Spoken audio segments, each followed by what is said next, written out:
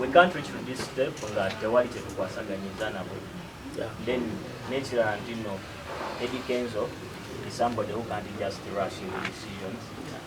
Then if we put Jawano still, simple no, we can just rush to release music that the world in the Then about black market, we handle that with good responsibility. But we in the black market, we are good.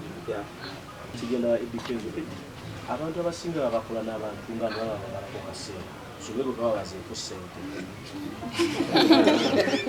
kibuzo kya Eddie sababaze ku ssente abantu bano nabagamba atabani bange bajja nnyo ne basula mu studio nga bakola ne producer stay nnyo ne basulamu.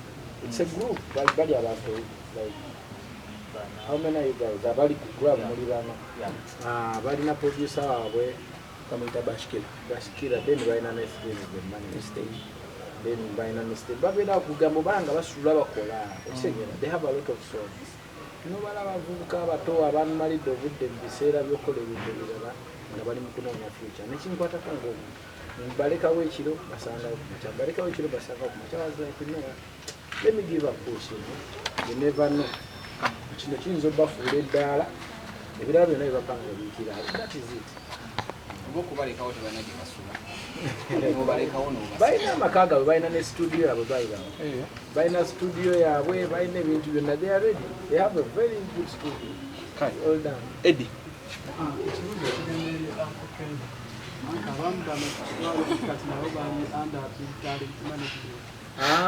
they under big talent management but bali under my care, I care for them like ngabola when nyamba ko ngabola ba mathake today amatha mukisa nti I try to help to guide nabalala bangi no mutamanyi besomo never star besobola kuvayo kwasanguza muno abantu bazingiza brand is but there are many people abani under my care and they speak to me even before releasing music. I listen first manyi one tambule to one tambule with many okulaba nti tutambulira wamu ga industry. Ivan tudate okumaliza ebibuuzo ekibuuzo kyange kigenda ba Eddie Kenzo ne Afrima tukuyozayoza okugiwangula naye okuziwadiwangula still bakuiti ne bagamba nti wali tusaanidde diwangula kyakuyisa kityanga tekina wekiyinza kumpisa lwansonga olwaleero wano bwetutandika okulaba buli muntu teyasize wamunye osegere kugamba nti awa enyambadde waitiro mwambala buli omu yasuzeewo naye tulinamu abantu abambadde kyenyambadde onayambadde amasuuti onayambadde bibyo yambadde bibi lwansonga we all have different kind of choices osegere and I don't blame them. That's how they see things.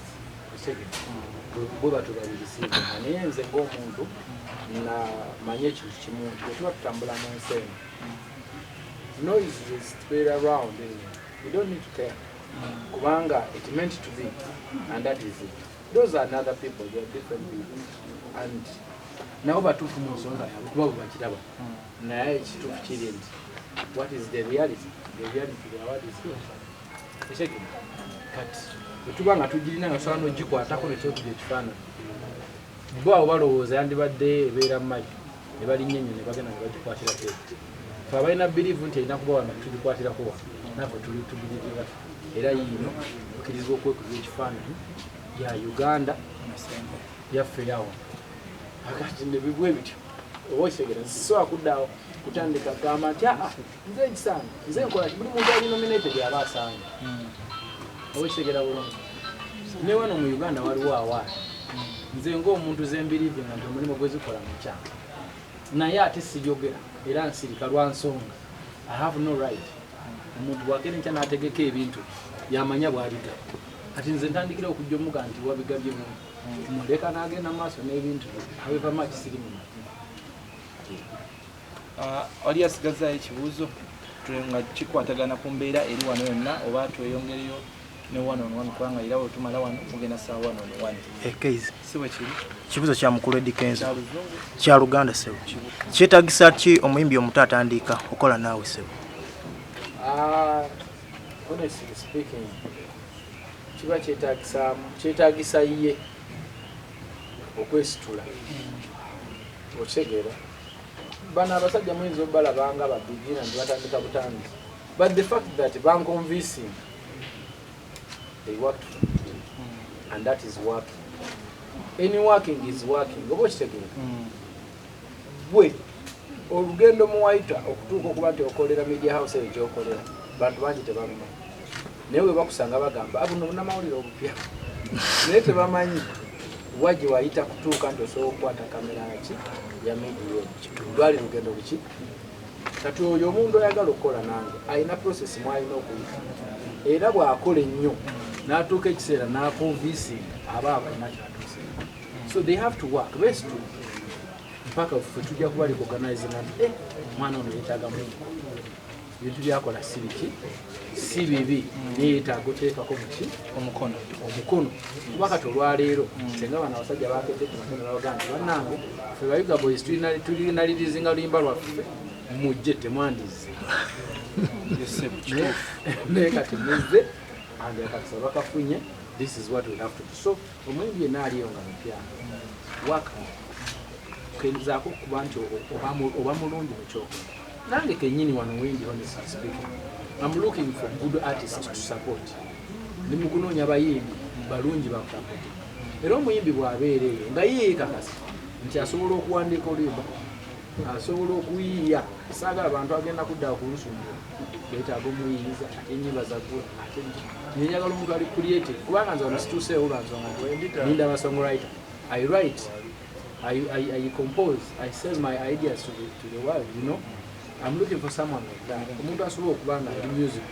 If bw'oba gy'olinga eddoboozi lyo ddungi creative owulira nti bakuwa platform bweti osobola gikozesa kama n'abaakona obakkiriza kati labo eriyo yakona eriyo alina emirimu mingi gyakola naye se bukalakita ye eyamba mu industry. Buli muntu eno mmere ya muogo lwaki otudde mabega? Tweyanza ndowooza mubitegedde abaana ba Ugandan Boys abakoze oluyimba ne Dickens baluyita Freak Friday.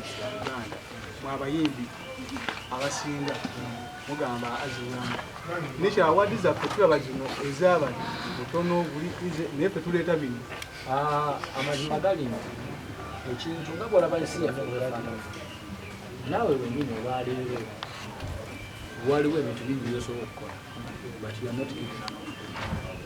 It is same as to sow anymore.